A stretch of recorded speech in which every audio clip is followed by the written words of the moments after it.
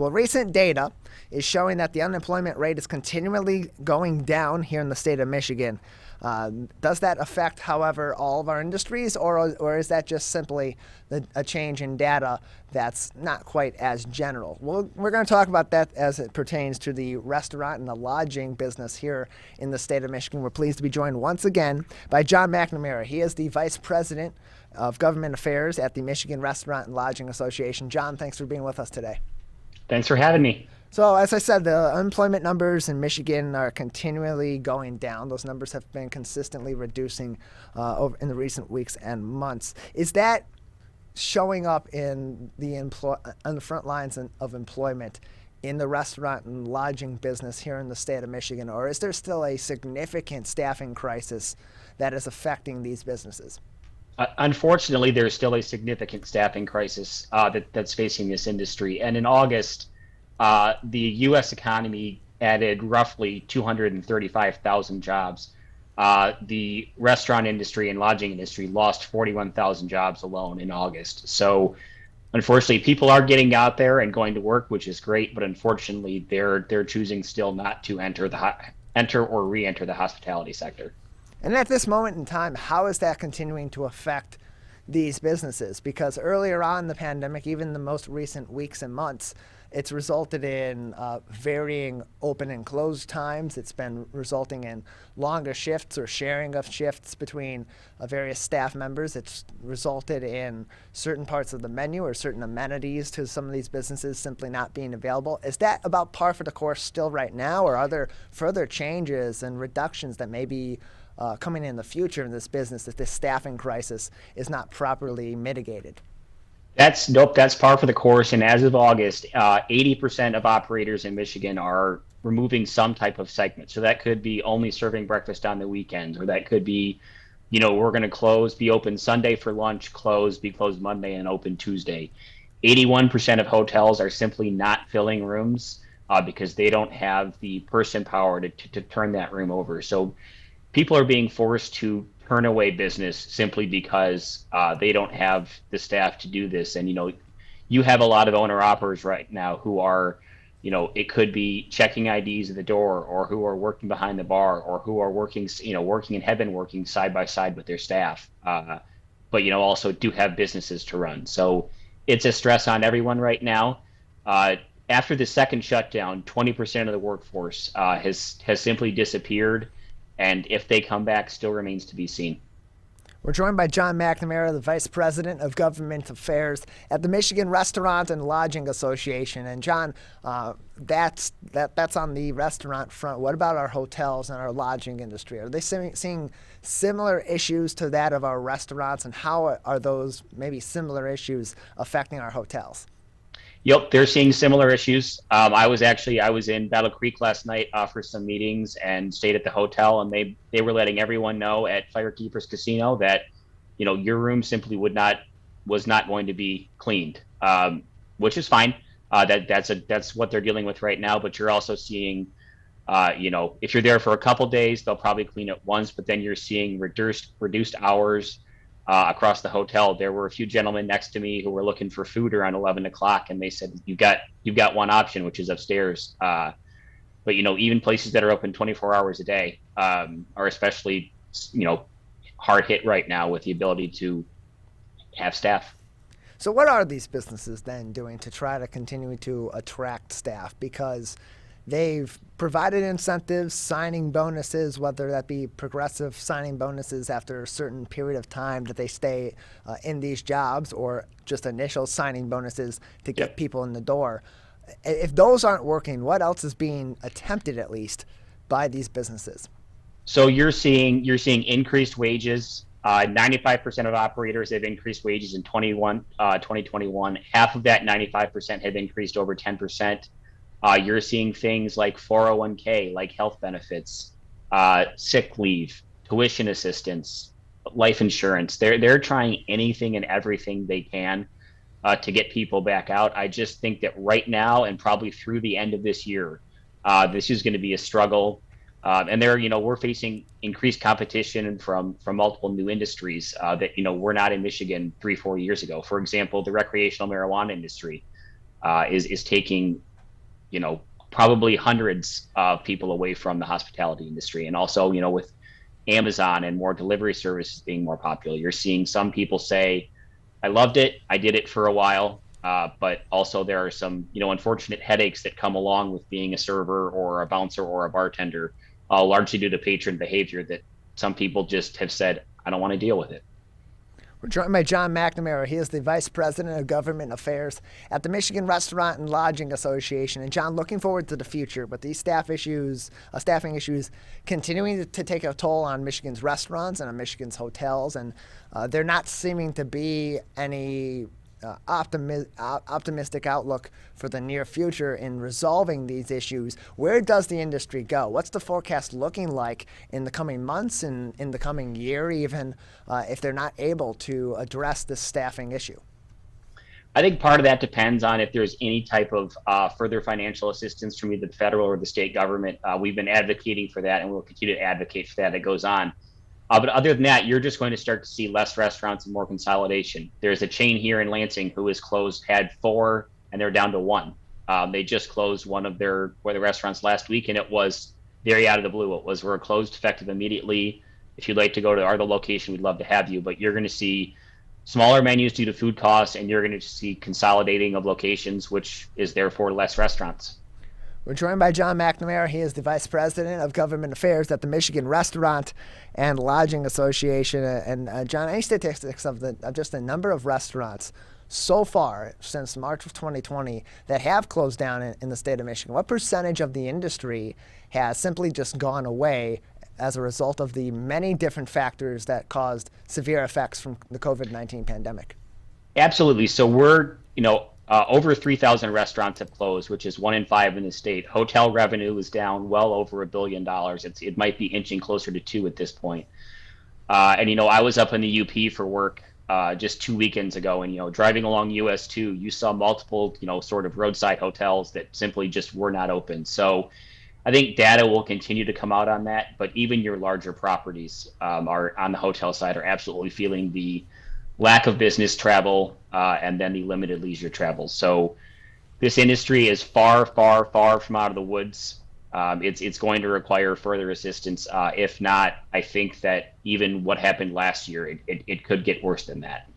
We're joined by John Mcnamara, Vice President of Government Affairs at the Michigan Restaurant and Lodging Association. We learn more about their work at mrla.org.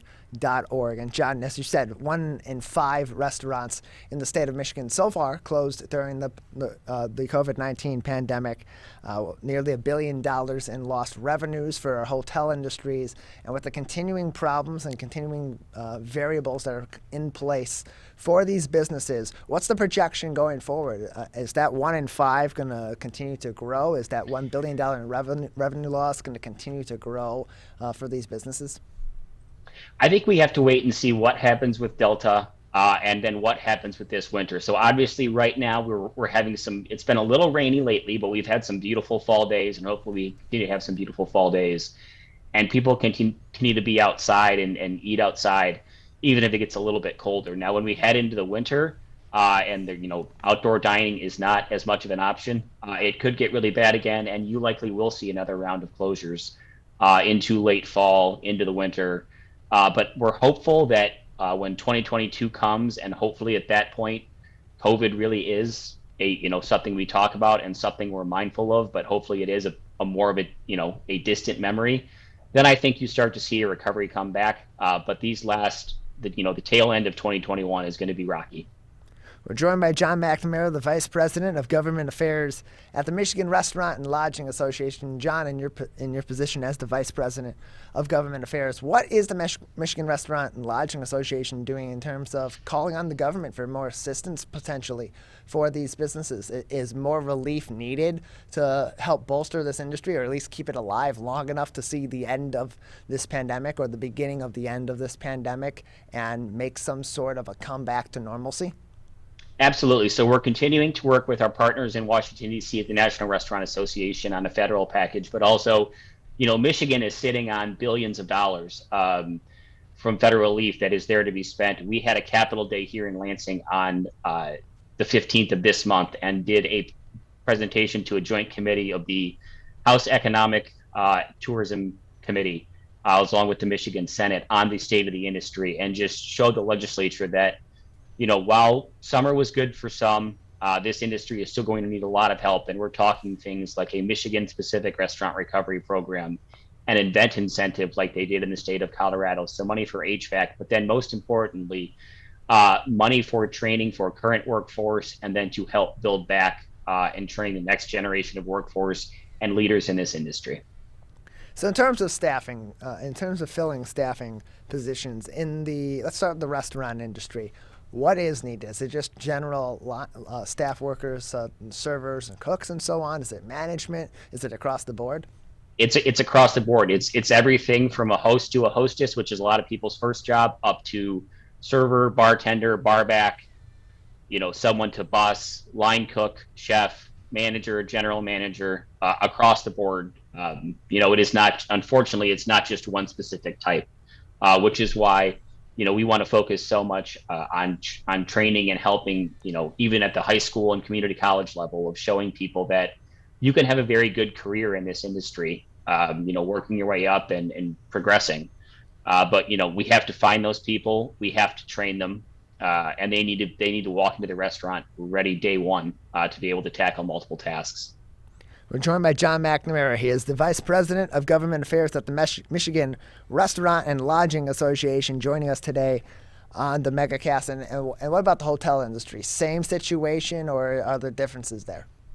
Nope, same situation. So you have general managers and even people above general managers who are checking people in, who are cleaning rooms, who are pouring wine at dinner. Housekeeping is probably the most impacted side on the hotel side, which is, that's a very large workforce already. But the compromise there has simply been people are going to have to be okay with, if you're there for 5 days, you're probably getting your room cleaned once, maybe twice. But housekeeping is probably the most impacted on the hotel side. We're joined by John Mcnamara, the Vice President of Government Affairs at the Michigan Restaurant and Lodging Association, with us today on the MegaCast. And John, in terms of what the public can do to help these industries while they're continuing to deal with the staffing crisis and going forward as they hope to rebound in the future, with COVID-19 being, like you said, eventually something that we talk about but maybe aren't quite as needing to be quite as vigilant about on a regular basis. What can regular people out in our communities across Michigan do to support our businesses and to help keep some of these businesses alive? I think that's really simple. It's continue to go out. When you go out, just be patient with your server. It's probably their second or third double in a row. Product costs are sky high, so menu prices are going to look different. And it might just take a little longer, but they're doing everything they can to make this experience as wonderful as they can.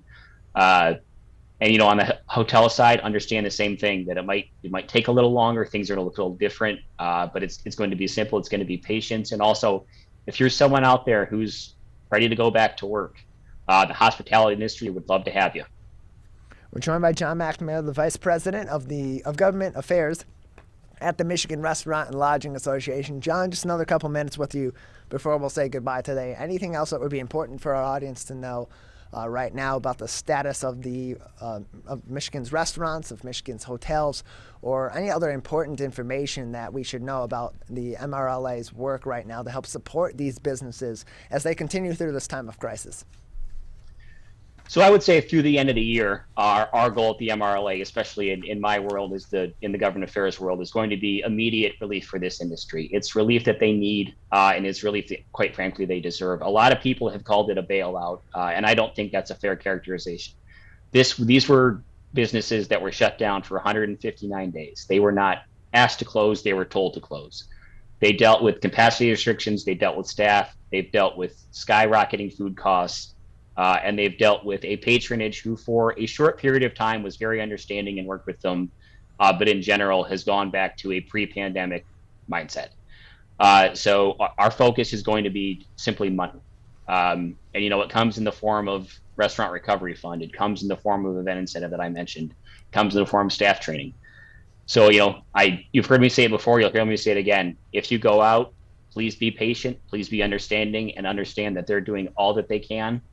And they can't help it that corned beef is up 160%. They can't help it that fryer oil is up over 200%. They can't help it that eggs are up almost 200%. the common everyday items at every single breakfast diner continue to rise and likely will continue to rise. These are not super high-end products.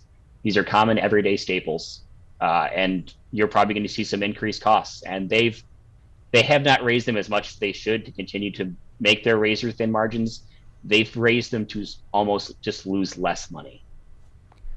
Well, there's developments in the restaurant industry and the hotel industry in the state of Michigan and new problems that arise, you can count on the Michigan Restaurant and Lodging Association to have something to say and some action to take to try to help these businesses. John, appreciate your time, appreciate your insight. Yep, thank you.